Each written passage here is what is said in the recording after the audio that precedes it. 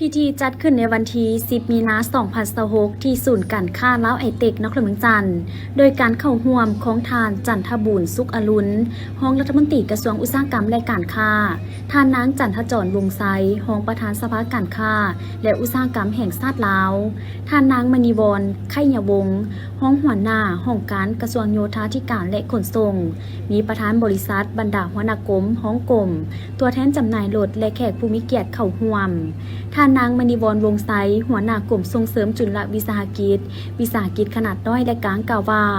งานในครั้งนี้จัดขึ้นเป็นครั้งที่2ภายใต้การร่วมมือระหว่างภาครัฐและเอกชนเพื่อเป็นเวทีแห่งการแก้ไขทางออกให้แก่สังคมในท่ามกลางสภาพการผันแปรของโลกและวิกฤตการราคาน้ำมันที่ส่งผลกระทบต่อต้นทุนในการขนส่งและการผลิตของภาคธุรกิจจุดประสงค์ของการจัดงานวางแสดงในครั้งนี้แม่นเพื่อเต้าโฮมเอาบรรดาค่ายรถสั้นน้ำหลายกว่า10ค่ายมาวางแสดงนำเสนอเทคโนโลยีที่ทันสมัยประหยัดพลังงานและเป็นมิตรกับสิ่งแวดล้อมเพื่อเป็นข้อมูลให้ผู้สนใจและผู้ที่กำลังจะตัดสินใจซื้อรถนอกจากนั้นก็มีกิจกรรมปิ่นอ้อมเซนการทดลองขับขี่การสร้างจิตสำนึกความปลอดภัยทางบกและเวทีแสดงความสามารถของวัยหนุ่มเคียงคู่กันนั้นยังเน้นใส่การส่งเสริมธุรกิจภายในโดยมีห้องวางแสดงสินค้าท่าแห้งสินค้า1เมือง1ผลิตภัณฑ์พร้อมกับเทศกาลสตรีทฟู้ดเพื่อสุกยุให้คนลาวหันมาสวมใส่ผลิตภัณฑ์ลาวให้นับมือหลายขึ้นซึ่งมวลชนทางภายในและต่างประเทศสามารถเข้าร่วมชมและเลือกซื้อผลิตภัณฑ์ภายในงานได้นับแต่วันนี้ไปจนถึงวันที่15 มีนาคม 2026 ที่ศูนย์การค้าลาวไอเต็กจากท่านผู้ชมต่อจากข่าวดังกล่าวข่าวต่อไปนี้นำพาท่านผู้ชมมาติดตามการเปิดบริการแล่นรถเมล์ด่วน BRT โดยบ่เก็บเงินเป็นเวลา2 เดือนในตอนเช้าของวันที่ 10 มีนาคม 2026 อยู่ที่นครเมืองจันทร์ได้มีพิธีเปิดบริการแล่นรถเมล์ด่วน BRT อย่างเป็นทางการโดยการเข้าร่วมของท่านคำสวรรค์โคตรไซกรรมการภาคหัวหน้าคณะโฆษณาอบรมนครเมืองจันทร์ท่านนางอัมไพวรแก้วประดิษฐ์รองหัวหน้ากลุ่มขนส่งกระทรวงโยธาธิการและขนส่งมีต่างหน้าแผนกโยธาธิการและขนส่งนครเมืองจันทร์พร้อมด้วยภาคส่วนที่เกี่ยวข้องเข้าร่วม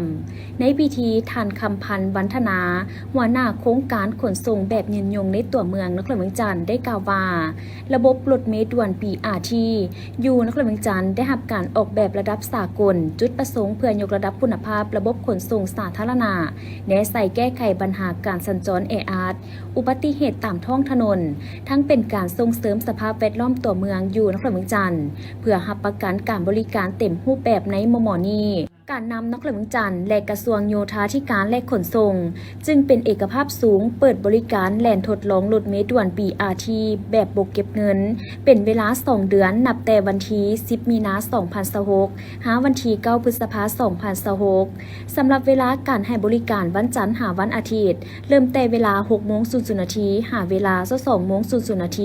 ในชั่วโมงฮิบด่วนตอนเช้าเวลา 6:00 น. หา 9:00 น.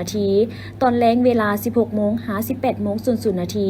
ในนั้นความถี่ของเที่ยวรถจะหยุดหับส่งผู้โดยสารแต่ละสถานีแม่นระหว่าง 6-7 นาทีและในชั่วโมงปกติความถี่ของเที่ยวรถจะหยุดหับส่งผู้โดยสารอยู่แต่ละสถานีแม่น10-15 นาทีโดยผู้ให้บริการแม่นรัฐวิสาหกิจรถเมล์นครเมืองจันทร์และบริษัทเพชรอรุณขนส่งสินค้าโดยสารทางภายในและต่างประเทศจำกัดส่วนสายทางและจุดสถานีแม่นเริ่มจากสถานีดงโดกหน้ามหาวิทยาลัยแห่งชาติหาสถานีตลาดเช้าแล่นเข้าออกตัวเมืองซึ่งจะผ่านทั้งหมด19 สถานีคือดงโดกหรือมหาวิทยาลัยแห่งชาติเฮือนผักซีเกมสร้างคูสะพังเมิกทาง450 ปีธนาคารส่งเสริมกสิกรรมธนาคารพงศบัณฑ์ผักขาววิวมอโรงเรียน SOS หอพิพิธภัณฑ์ไก่สอนพรหมวิหารศูนย์ ICTC โพนพะเนาโพนเค็งหอพิพิธภัณฑ์ป้องกันความสงบโพนสะอาดประตูไซธาตุฝุ่นตลาดเศร้าโดยจะแลนเข้ามาและก่อแลนเวียนกับคืนเกี่ยวกับข้อห้ามและข้อยกเว้นการนำไส้เลนเฉพาะรถเมล์ BRT ในส่วนเวลารถเมล์ด่วน BRT ให้บริการห้ามผู้ขับขี่ยานพาหนะประเภทอื่นๆขับขี่เข้าในเลนเฉพาะของรถเมล์ด่วน BRT ผู้ที่ละเมิดจะถูกตักเตื ตือนและปรับหมายตามระเบียบการข้อยกเว้นสำหรับยานพาหนะที่สามารถเข้าแล่นหรือนำใช้เลนเฉพาะรถเมล์ BRT ประกอบมีรถฉุกเฉินห้องหมอรถกู้ภัยรถดับเพลิงและรถขบวนทางราชการที่มีรถตำรวจจราจรนำทางและรถขบวนทางการอื่นๆที่ได้ถูกรับร้องอย่างเป็นทางการขององค์การปกครองนครหลวงจันทน์ได้รับร้องเป็นแต่ละกรณีเฉพาะในระยะเวลาที่แน่นอนอนุญาตให้ผู้ขับขี่พาหนะประเภทอื่นที่จำเป็นนำใช้เลนรถ BRT ในช่วงเวลา 22:01 นาทีหา 5:59 นาทีต้องให้ประกันความปลอดภัยถ้าเกิดอุบัติเหตุในขอบเขตสงวนของสถานี BRT เฮ็ดให้ทรัพย์สินของรัฐเสียหายผู้เกี่ยวจะถูกปรับไหม10%ของมูลค่าที่เสียหายและรับผิดชอบใช้แทนตามมูลค่าเปเพเสียหายตัวจริง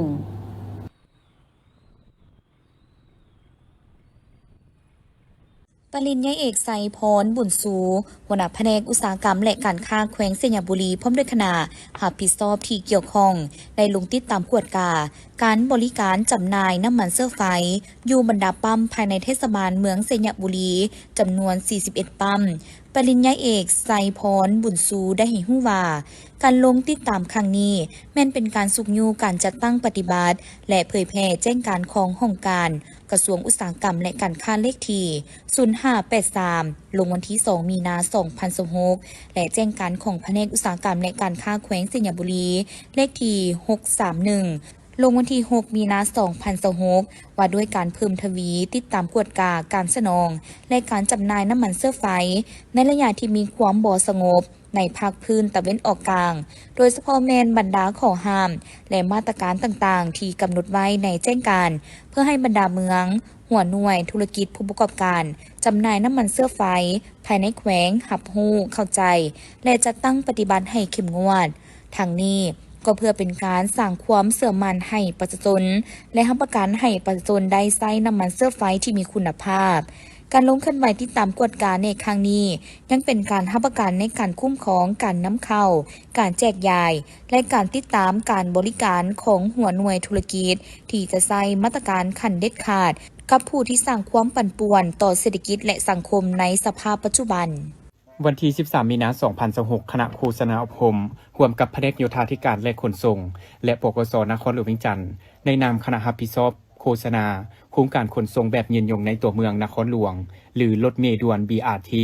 ได้สืบต่อลงเผยแพร่โฆษณาสร้างความเข้าใจเกี่ยวกับโครงการและการสัญจรในตัวเมืองให้แก่ครูอาจารย์และน้องนักเรียนมศ.เจ้าอนุวงศ์นำโดยทานปทุมพรสามนตรีคณะรับผิดชอบจากแผนกโยธาธิการและขนส่งนครหลวงเวียงจันทน์พันโทเหรียญไซมงพลคำหัวหน้ากองโฆษณาแผนกตำรวจจราจรปกส.นครหลวงเวียงจันทน์มีบรรดาผู้อำนวยการโรงเรียนครูอาจารย์พร้อมด้วยคณะรับผิดชอบโฆษณาการจัดตั้งปฏิบัติโครงการรถเมล์ด่วน BRT และนักเรียนเข้าร่วมในพิธีคณะรับผิดชอบโครงการได้เผยแพร่เอกสารโดยได้ยกให้เห็นความสำคัญของโครงการรถเมล์ด่วน BRT แม้ระบบรถเมล์ที่สามารถบริการมีประสิทธิภาพด้วยความว่องไวและคุณภาพดีเพราะมีราคาต่อโดยสารราคาเริ่มต้น 7,000 กีบต่อเที่ยวประกอบมีช่องจราจรเฉพาะสำหรับรถเมล์ด่วนมีดอนกลางระหว่างช่องจราจรบ่มีคนเก็บค่าโดยสารและบ่อนขึ้นลงรถเมล์อยู่กับช่องจราจรและเป็นรถเมล์ที่มีสิทธิพิเศษในทางสี่แยกภายหลังโครงการสำเร็จจะสามารถแก้ไขสภาพการจราจรแออัดโดยสร้างระบบขนส่งสาธารณะที่มีคุณภาพสูงแทนการนำใช้พาหนะส่วนตัวและเทื่อละก้าวจัดสรรบ่อนจอดรถในตัวเมืองให้เป็นระเบียบเรียบร้อยปรับปรุงทัศนียภาพตัวเมืองสีเขียวและเป็นมิตรกับสิ่งแวดล้อมปรับปรุงทางย่างแคมทางให้สวยงามพร้อมนี้การใช้บริการรถเมล์ด่วน BRT ยังช่วยประหยัดค่าใช้จ่ายโดยเฉพาะค่าน้ำมันรถของพนักงานก็คือนักเรียนนักศึกษาในระยะที่มีน้ำมันสูงเติมอีกนอกนี้บรรดาผู้เข้าร่วมรับฟังการเผยแพร่เอกสารเกี่ยวกับการนำใช้เส้นทางที่มีการเปลี่ยนแปลงทิศการสัญจร9เส้นทางในนครหลวงเวียงจันทน์ทั้งนี้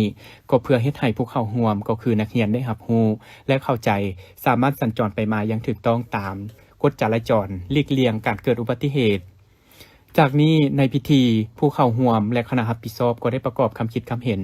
สนทนาแลกเปลี่ยนเกี่ยวกับโครงการรถเมล์ด่วน BRT พร้อมกันนี้ยังมีกิจกรรมถามตอบเกี่ยวกับโครงการรถเมล์ BRT สำหรับน้องนักเรียนและผู้เข้าร่วมรับฟัง ซึ่งการลงเผยแพร่และโฆษณาดังกล่าวแม่นเพื่อเฮ็ดให้ประชาชนชาวนครหลวงวิจันทร์โดยเฉพาะแม่นครูอาจารย์และนักเรียนได้รับรู้เข้าใจเกี่ยวกับประวัติความเป็นมาความหมายความสำคัญและผลประโยชน์ที่จะได้รับจากการนำใช้รถเมล์ด่วน BRT รับรู้ถึงแนวทางนโยบายของภาครัฐในการสร้างสาและพัฒนาประเทศชาติให้ทวงทันกับสภาพในยุคปัจจุบันในใช้แก้ไขปัญหาการสัญจรแออัดโดยการหันมาใช้รถเมล์ด่วน BRT ในการเดินทางโดยเฉพาะในระยะเปิดให้บริการใหม่แม่นให้ขี่ฟรีในระยะ2 เดือนแต่เดือนมีนาหาเดือนพฤษภาคม 2026อาหารที่บ่ควรกินหรือควรหลีกเลี่ยงเพื่อรักษาสุขภาพสามารถแบ่งออกเป็นหลายกลุ่มตามความเสี่ยงต่อร่างกายดังนี้อาหารที่มีความเสี่ยงต่อเชื้อพยาธิและแม่ท้องได้แก่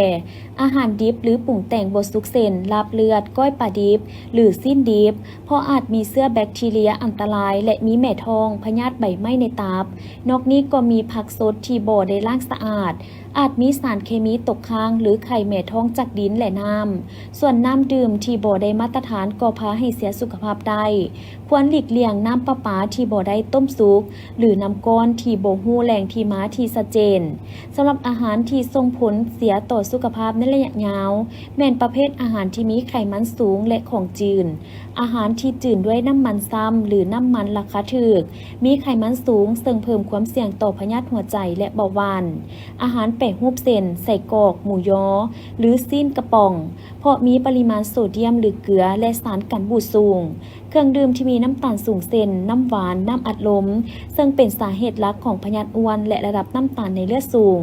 อาหารที่มีรสชาติเค็มจัดการกินเกลือหรือแป้งนัวหลายเกินไปเพิ่มความเสี่ยงต่อพยาธิความดันเลือดสูงและพยาธิไตส่วนอาหารที่ควรระวังเป็นพิเศษแม่นอาหารมักดองที่บ่สะอาดเช่นปลาแดกหรือผักดองถ้าขบวนการผลิตบ่ได้มาตรฐานอาจมีเชื้อจุลินทรีย์ที่เฮ็ดให้เกิดอาหารเป็นพิษอาหารที่ใกล้หมดอายุหรือมีกลิ่นผิดปกติควรกวดเบิ่งวันหมดอายุและสภาพของอาหารก่อนกินเสมอในวันที่ 11 มีนาคม 2026 ท่านศรีวิไล สุริโยรองประธานคณะกรรมการปกครองเมืองอุทุมพรได้ลงนำพาอำนาจการปกครองบ้านก็คือประชาชนภายในบ้านสามัคคีพร้อมกันก่อสร้างทางเบตงเสริมเหล็กท่านมวยมณีมอนสีห้องในบ้านพ้นสว่างให้ฮู้ว่าสำหรับเส้นทางเบตงเสริมเหล็กของบ้านพ้นสว่างจะได้เทไปเป็นยานซึ่งมีความกว้างของหน้าทางแม่น6-8 เมตรโดยเฉลี่ยและความหนาของหน้าทางแม่น16 ซน.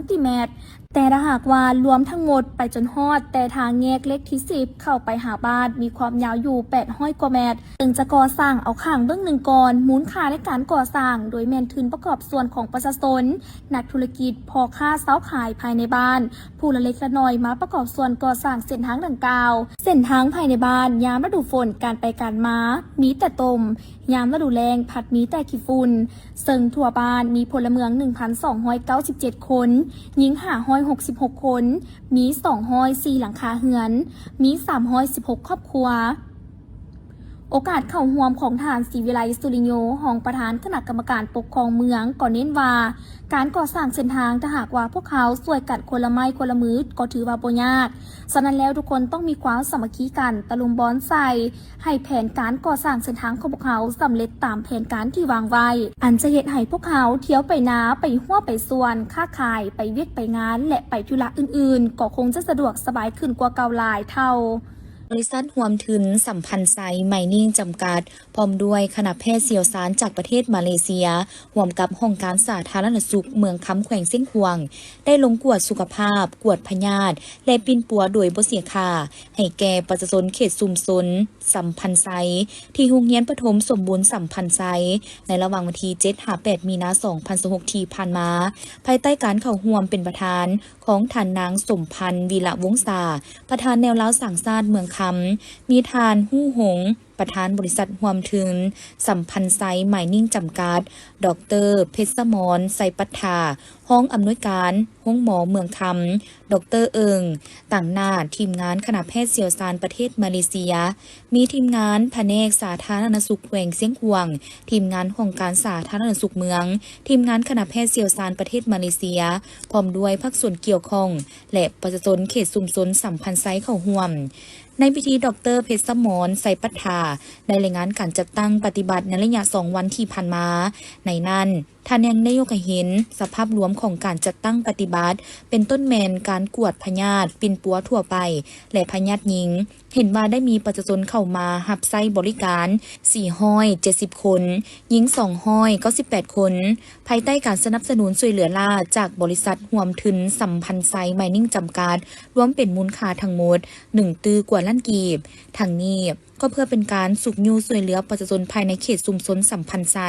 ผู้ที่มีโอกาสน้อยในเขตห่างไกลสอบหลีกหรือผู้สูงอายุให้สามารถเข้าถึงการบริการสุขศึกษาการปิ้นปัวพยาธิการป้องกันติดตามและรักษาดูแลสุขภาพให้แข็งแรงเพื่อลดพ้นความเสี่ยงจากโรคภัยไข้เจ็บพร้อมเดียวกันนั้นการนำเมืองคำก็ยังได้มอบใบย่องยอให้แก่ทีมงานคณะแพทย์เชี่ยวชาญประเทศมาเลเซียตื่มอีกในตอนท้ายพิธีทานนางสมพันธ์วิลาวงศายังได้โอ้ลมมีคำเห็นก่อนอื่นหมดทานยังได้แสดงความย่องยอสมเสยผลงานในระยะ2 วันที่ผ่านมาพร้อมทางกล่าวคำขอบใจมายังทีมงานคณะแพทย์เชี่ยวชาญจากประเทศมาเลเซียที่ได้ทุ่มเทเหื่อแหงอุปกรณ์การแพทย์เข้าในการเบิ่งเยียงอุ้มสูยู่หมุนประชาชนในครั้งนี้และหวังว่าทางทีมงานจะให้การสืบต่อช่วยเหลือเมืองคำในครั้งในระหว่างวันที่7-8 มีนาคม 2026 ที่ผ่านมานี้อยู่ที่วัดนาโพคอยประดิษฐานรามบ้านนาควยไตเมืองไซเซตฐานนาควนวิงจันทร์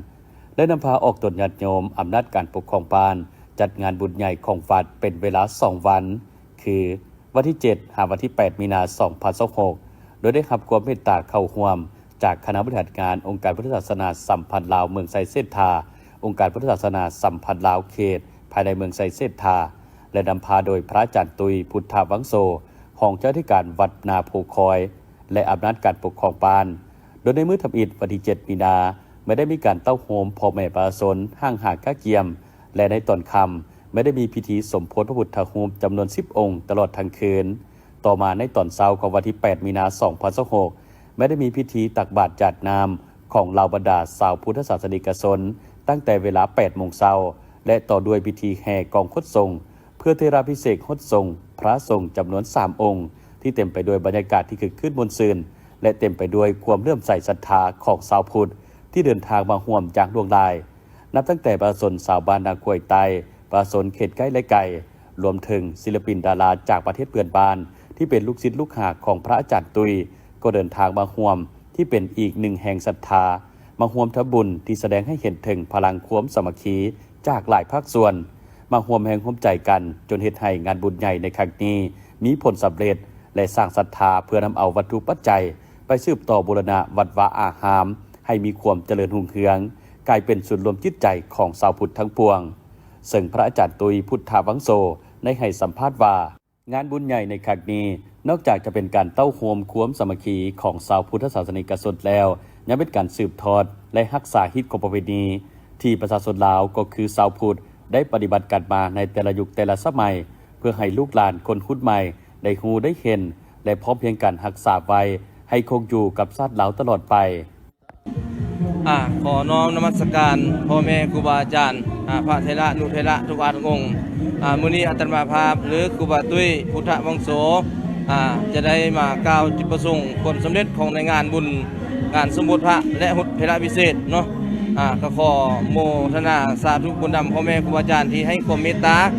ได้มาร่วมครั้งนี้ก็คืออปสทางเมืองไสเสถาต่างหน้าแล้วก็อปสเขตแล้วก็พ่อแม่ครูบาอาจารย์ภายในเขต6ของพวกเขาแล้วก็สถานญาติโยมทางบ้านไกลมิตรชิดไกลเคียงที่ได้เข้ามาร่วมโมทนาพิเศษกับขอโมทนาบุญนำพงทางเจ้าภาพเจ้าสนาโรงทานเพราะว่าจะเป็นโรงทานนำบรรณะพวกมีเฟอไล่ล่ายาโรงทานเนาะสำหรับแต่วันที่แรกวันที่7มาสำหรับโรงทานกับจนฮอดวันที่8จนงานสำเร็จถือว่าลุล่วงไปด้วยดีเพราะว่าจะเป็นสถานที่อันใดที่บ่ทันช่วงบ่ทันหรืออันอยู่อันกินอันสันบ่ถึกสุขถึกปากของพ่อแม่ครูอาจารย์โยมก็อันนี้อาตมาก็ขอต่างหน้าขอโทษขออภัยอันใดที่บ่ทวงบ่ทันเนาะแล้วก็สุดท้ายนี้อาตมาก็ขออำนวยพรใส่ให้แก่พระเถระนุเถระที่ได้เพิ่นมาร่วมงานที่นี้พ่อแม่ครูอาจารย์ตลอดห้องซึ่งสถานโยมจงมีแต่ความสุขความเจริญมีความสุขกายสุขใจขอให้อยู่ดีมีไสไปมีโชคให้ทำมาค้าขึ้นให้อยู่เย็นเป็นสุขทุกเมื่อทุกนานขอให้มีความสุขความเจริญในที่เวียดงาน การสร้างงอกงามไพบูรย์ในศีลในธรรมขอให้มีวรรณะสุขะพละปฏิภาณทานสมบัติทุกท่านทุกคนด้วยเถิดสาธุเจริญพร นอกจากนี้พระอาจารย์ตุยพุทธาวังโสยังได้ให้ฮู้ตื่มอีกว่าการจัดงานบุญในครั้งนี้นับว่าประสบผลสำเร็จเป็นอย่างยิ่งที่ได้มีชาวพุทธศาสนิกชนเข้ามาร่วมพิธีสมโภชพระและเทราภิเษกคดทรงเป็นจำนวนหลากหลายทั้งได้เป็นการโฆษณาวัดนาโพคอยไปในตัวเนื่องจากว่าวัดแห่งนี้ก็เป็นวัดหนึ่งที่มีความอุดมสมบูรณ์ทางธรรมชาติและมีสิ่งศักดิ์สิทธิ์ไว้กราบไหว้สักการะบูชาหลายอย่างเช่นพระธาตุโพคอยห้อยตีนพระบาทพระเจ้าใหญ่และหอพระไตรปิฎกที่ยังคงรักษาไว้ให้ชาวพุทธได้มากราบไหว้และศึกษาเรียนรู้ ท่านนางเหรียญคำวิรพันธ์ประธานสหพันธ์แม่หญิงนักเมืองจันทร์ได้ให้สัมภาษณ์เกี่ยวกับผลงานการเคลื่อนไหวที่พ้นเด่นในปี 2025 ผ่านมาที่สามารถจัดตั้งปฏิบัติได้ซึ่งได้เน้นหนักถึงบทบาทสำคัญของแม่หญิงในการปกป้องสิทธิผลประโยชน์อันชอบธรรมของแม่หญิงและเด็กการพัฒนาแม่หญิงการส่งเสริมความก้าวหน้าของแม่หญิง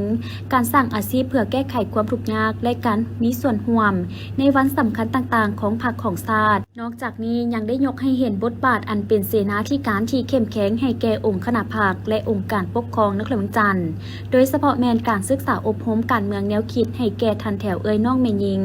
ให้กำได้แนวทางนโยบายของพรรครัฐกฎหมายและระเบียบการต่างๆในระยะผ่านมาเนาะพวกเขาก็ได้มีเวียกงานหลายอันที่พ้นเด่นที่ติดพันเนาะก็เป็นพวกเขากับประกอบส่วนอยู่ในเวียกงานตัว2 วาระแห่งชาติโดยเฉพาะมันก็เว้าถึงการแก้ไขความทุกข์ยากเนาะการสร้างให้น้องแม่หญิงของพวกเขามีเวียกเหตุงานทำหรือว่าสร้างอาชีพให้น้องแม่หญิงที่สามารถปลูกเลี้ยงกินเองโดยที่พวกเขากับบ่ได้เสียเงินไปออกตลาดหันเราก็ว่าเป็นการสร้างเศรษฐกิจหรือว่าการสร้างอาชีพที่มีติดตัวให้กับเจ้าเนาะอันนี้ก็เป็นการประกอบส่วนทางเรื่องการตัวที่เว้าถึงการเว้าเรื่องเศรษฐกิจที่ในระยะนี้ก็เป็นระยะที่ยุ่งยากอะไรของพวกเขาก็เป็นเฮ็ดเวียกแนวคิดกับน้องเพื่อเฮ็ดแนวใดพวกเขาจะได้ฮู้จักประหยัดมัธยัสถ์เนาะตัวนี้สร้างว่าสร้างปลูกเลี้ยงด้วยตนเองเนาะเพื่อเฮ็ดแนวใดให้พวกเขามีอยู่มีกินแล้วก็กุ้มกินและนอกจากนั้นการประกอบส่วนในเวียกงานตัวที่พวกต้านและสกัดกั้น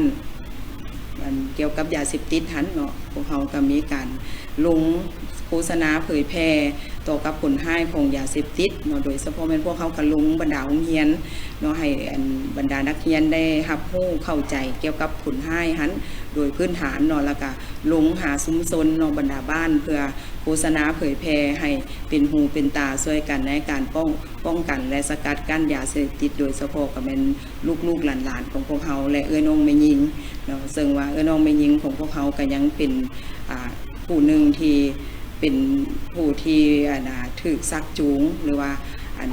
ไปเฮ็ดในสิ่งที่ผิดเนาะโดยเฉพาะแม่นกับการเสพแล้วก็จนก้าวไปถึงการค้าขายยาเสพติดเนาะอันนี้เป็นพวกเขากับพยายาม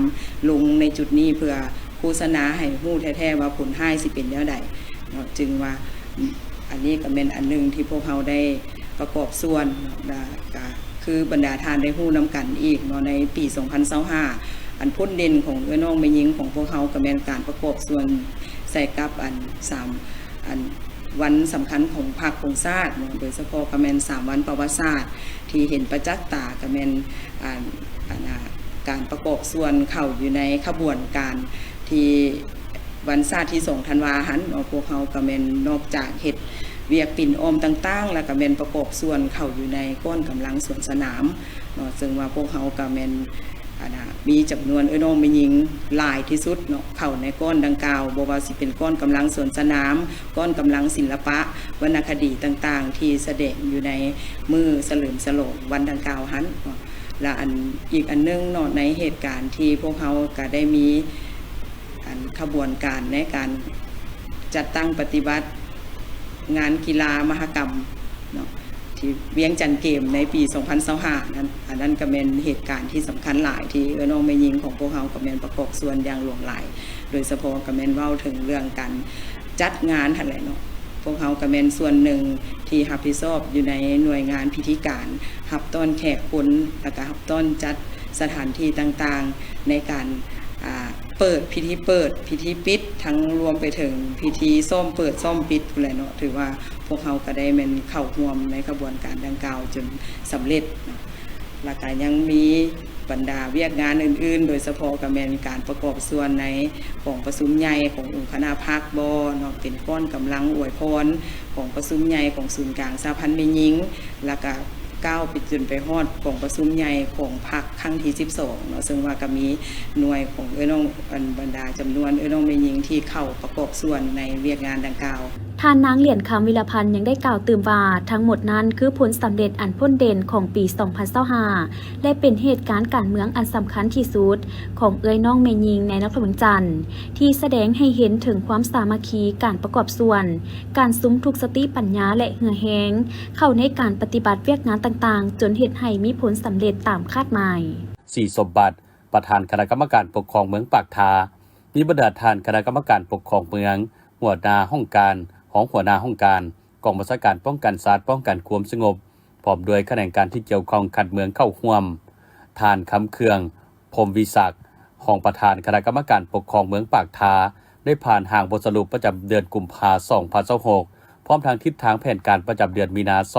2026ซึ่งได้เอาใจใส่เพิ่มทวีการชี้นำพาเด็ดขาดโดยกงและหอบดานต่อกับเวกงานป้องกันศาสตร์ป้องกันความสงบซึ่งรักษาได้เสถียรภาพทางด้านการเมืองจากหนักแน่น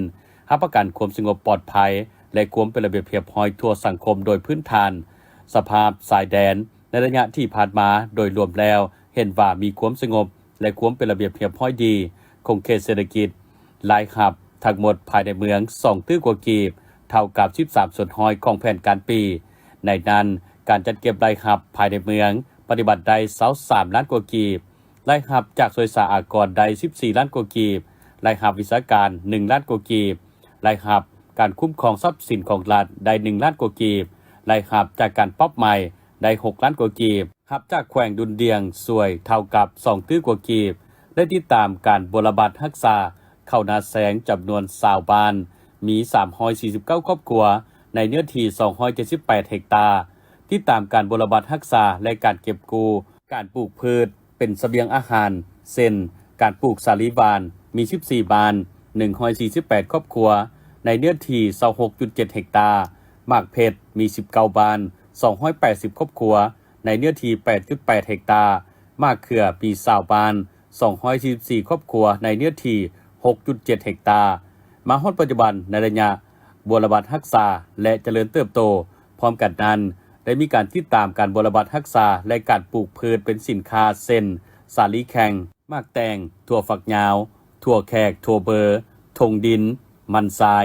กะหล่ำปีและอื่นๆพร้อมกันนั้นได้ยกให้เห็นผลสำเร็จในเวียกงานแต่ละด้านและทิศทางแผนการในต่อหน้ากองประชุมบรรดาผู้เข้าร่วมได้พัดเปลี่ยนกันขึ้นประกอบกับคิดกับเห็นต่อกับเวียกงานของตนโดยรับผิดชอบอย่างกงไปกงมาซ่องให้เห็นด้านดีด้านอ่อนและวิธีการแก้ไขเพื่อสืบต่อจะตั้งปฏิบัติในต่อหน้าในตอนท้ายกองประชุมท่านบุญพัฒน์ศรีสมบัติประธานกองประชุมก็ได้มีคำเห็นเน้นหนักบางปัญหาที่สำคัญที่จะต้องได้สืบต่อแก้ไขเช่นให้เอาใจใส่ยกสูงความรับผิดชอบต่อหน้าที่เวียกงานของตนและปรับปรุงแบบแผนวิธีเหตุเวียกเอาใจใส่ต่อการชี้นำพาแบ่งความรับผิดชอบและเอาใจใส่เคลื่อนไหวตามภาระบทบาทสิทธิหน้าที่ของตนให้ได้รับผลสำเร็จตามระดับคาดหมายที่วางไฟสืบต่อจะตั้งปฏิบัติวาระแห่งชาติว่าด้วยการแก้ไขปัญหายาเสพติดติดพันกับการแก้ไขปรากฏการณ์ย่อท่อต่างๆในสังคมและปัญหาอันทิบด่วนที่พวกเขาต้องได้พร้อมกันแก้ไขช่วยกัน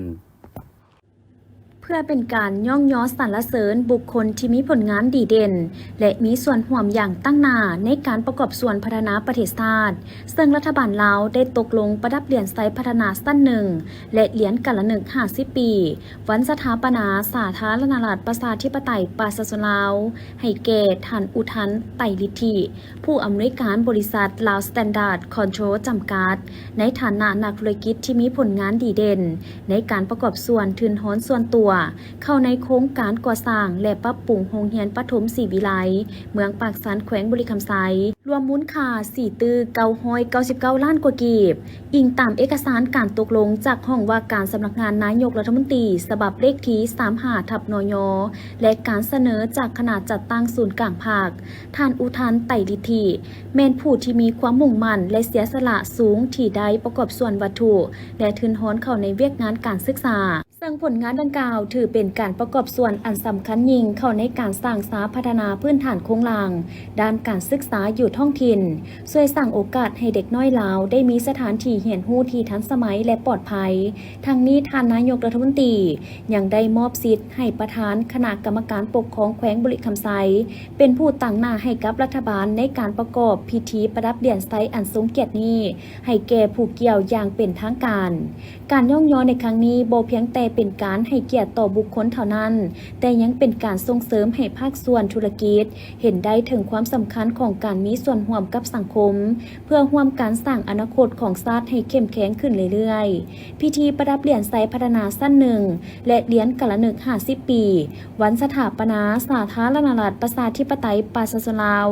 จัดขึ้นในวันที่12 มีนาคม 2026อยู่ที่โรงเรียนประถมศรีวิไลเมืองปากสันซึ่งให้เกียรติเข้าร่วมของทานสอนไซ4,000 ดอนนายกรัฐมนตรีมีบรรดาทานการนำภาครัฐขั้นศูนย์กลางแขวงบุรีคำไซเมืองและอำนาจการปกครองบ้านเข้าร่วมพิธีดังกล่าวได้จัดขึ้นในวันที่ 12 มีนาคม 2026 ที่แผนกดังกล่าวโดยการเป็นประธานของทานคำแก้วจันทวงศ์หัวหน้าแผนกการเงินแขวงมีทานนางเวียงแก้วสิทธิวงศ์ห้องหัวหน้ากลุ่มจัดตั้งกระทรวงการเงินบรรณาธิการต่างหน้าจากคณะจัดตั้งแขวงคณะกวดกาภาครัฐแขวงพนักงานลักแหล่งและพนักงานวิชาการภายในแผนกการเงินเข้าร่วมในพิธีได้ผ่านข้อตกลงของกระทรวงการเงินว่าด้วยการแต่งตั้งหัวหน้าคลังเงินแห่งรัฐประจำแขวงลงน้ำทาเลขที่0061/กง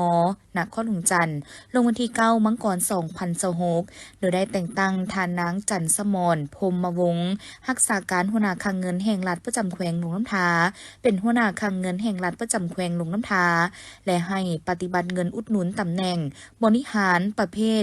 4 ตามดำรัสของนายกรัฐมนตรีฉบับเลขที่203/ลบลงวันที่ 4 กรกฎาคม 2017นับแต่งวด1 ปี 2026เป็นต้นไป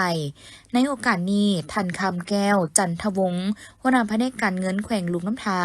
ก็ได้โอลมก่อนอื่นท่านได้แสดงความย่องยอสมเสยต่อผลงานของพนักงานผู้ที่ถูกแต่งตั้งพร้อมทางได้เน้นหนักให้เอาใจใส่